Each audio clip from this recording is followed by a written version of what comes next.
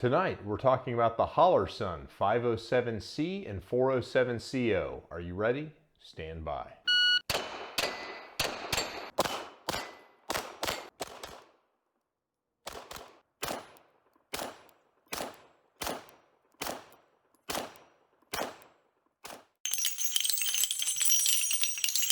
The Holosun 507C gained a lot of attention when it was first announced that it took the same footprint as the Trijicon RMR.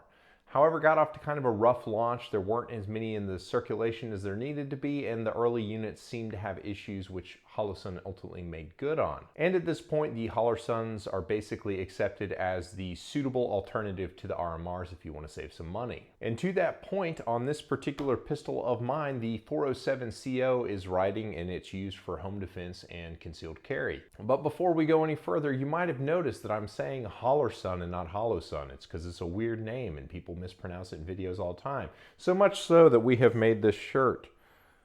So if you want to buy a meme shirt, check out the description. My buddy made these shirts and so I'm wearing one. Now, the Holosun comes in basically two trim levels as far as the aluminum shrouded optics are concerned. There is the 407 model, which only has one reticle, and then the 507 models, which have two reticles. So the 407 reticles are available in a couple different sizes. To my knowledge, there is a 2, and this is the 8 MOA circle, the CO model, whereas the 507C offers a circle dot reticle, and you can cycle between a 2 MOA dot, a 32 MOA circle, or both at the same time, which is actually what I prefer.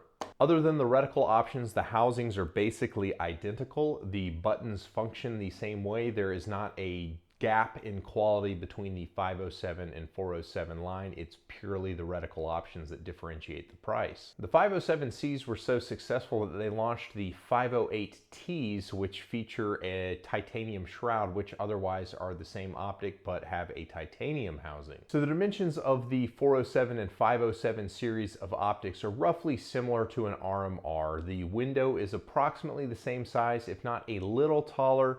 The shroud on the Holosuns is a bit longer due to the solar panel that it houses on top, which allows it to auto adjust and be fueled by the sun to preserve battery life. And it acts as a fail-safe in case the battery does go dead. And the downsides that kind of come with that is the solar panel is not a very good light sensor, and as a result, the auto adjust mode is practically worthless, but it works great when you manually adjust it.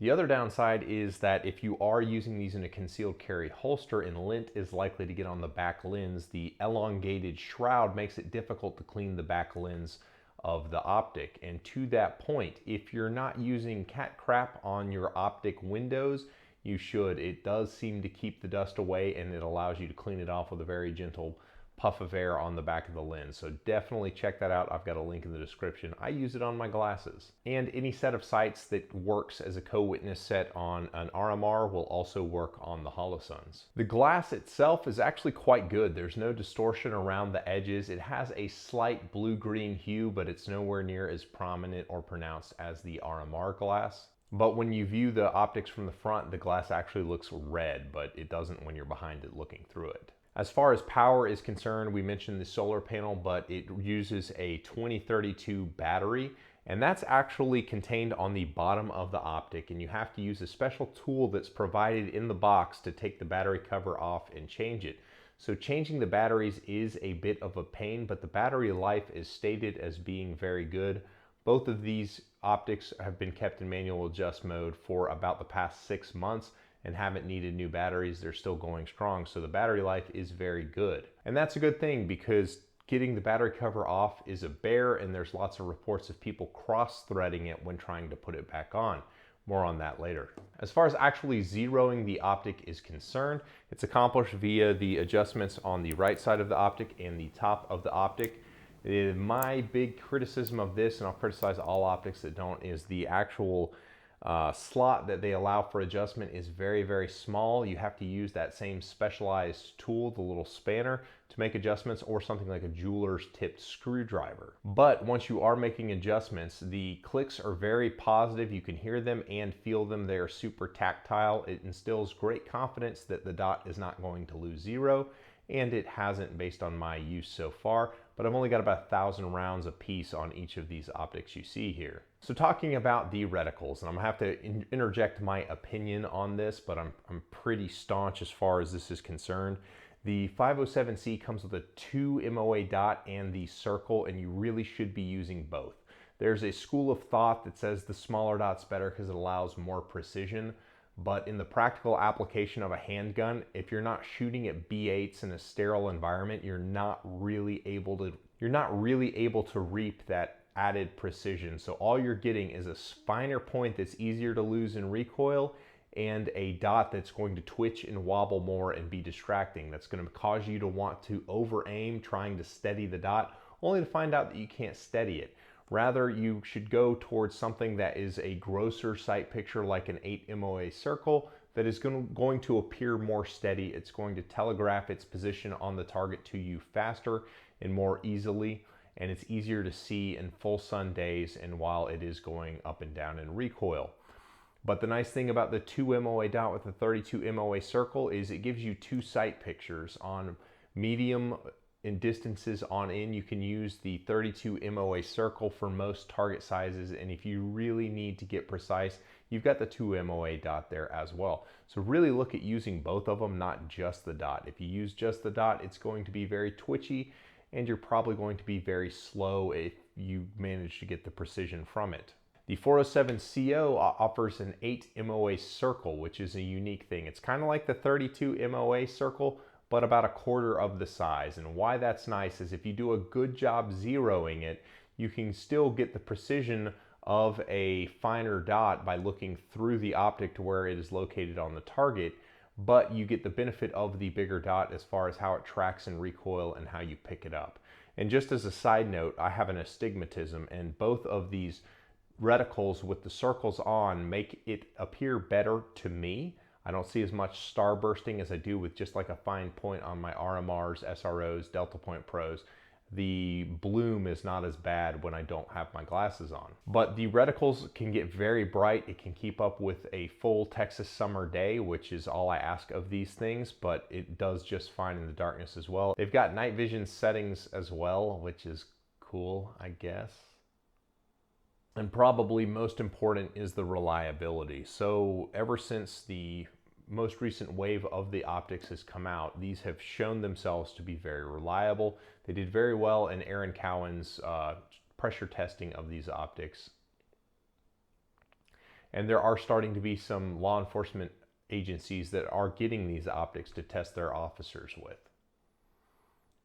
And another big endorsement of the Holosun dot is Steve Fisher has been using these for the past, I don't know, year to 2 years top. And another big endorsement is Steve Fisher, who is a high-speed trainer, has been using the Holosun dots in lieu of the RMRs for quite some time now. So it really speaks to the quality and the reliability of the dots. So the performance of the dots is pretty strong, and that leads to probably the most appealing aspect of these dots is the value. They are still, for the quality you're getting, very well positioned with their price in the market. You can check out links in the description to see where these dots are kind of falling on Amazon right now. But generally speaking, the 507C is usually $300 or less. The 407 CO is a bit more than the 407C, generally about $260 to $270, and the 407C is generally about $230, and that's in the first quarter of 2020.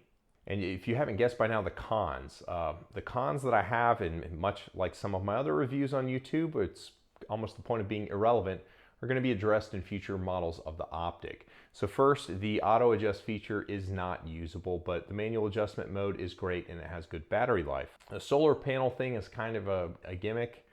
I really could take it, as I mentioned, it makes it harder to clean the back lens of the optic. The buttons on the side of the optic are very difficult to actuate, but they are very positive when you get on them. It's just difficult to kind of get them. They're very small, and the way the optic body is, it just makes it difficult to press the buttons. Not a big deal, but they're addressing that in a big way on the V2.0 optics that were announced at SHOT Show in 2020. And finally, the window's just not very big on these. While it is certainly usable, and if you have both hands on the pistol, it's going to do a great job returning to zero. You're not going to lose the dot in tracking, anything like that. But if you're firing from a compromised position, such as one-handed, hard leans, and especially support-handed, that smaller window becomes a limiting factor and really shows just how much training you have.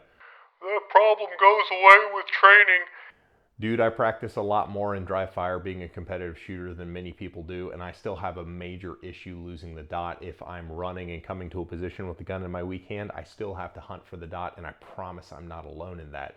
The bigger window on some of my other dots makes that a lot easier, but given this dot's mission, which is probably more suited to concealed carry or home defense, it doesn't necessarily need a much bigger window. So I absolutely could recommend these to anybody who's getting into the red dot game for their very first optic. The quality is great, the value is certainly there.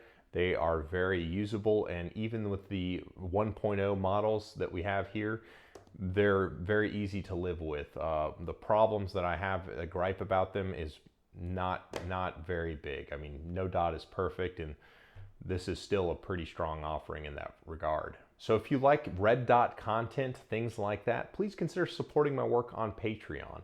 This type of stuff YouTube hates for whatever reason. Their firearms policy is garbage. But in the meantime, if you could just like the video if you've made it this far, subscribe if you're here and you haven't already.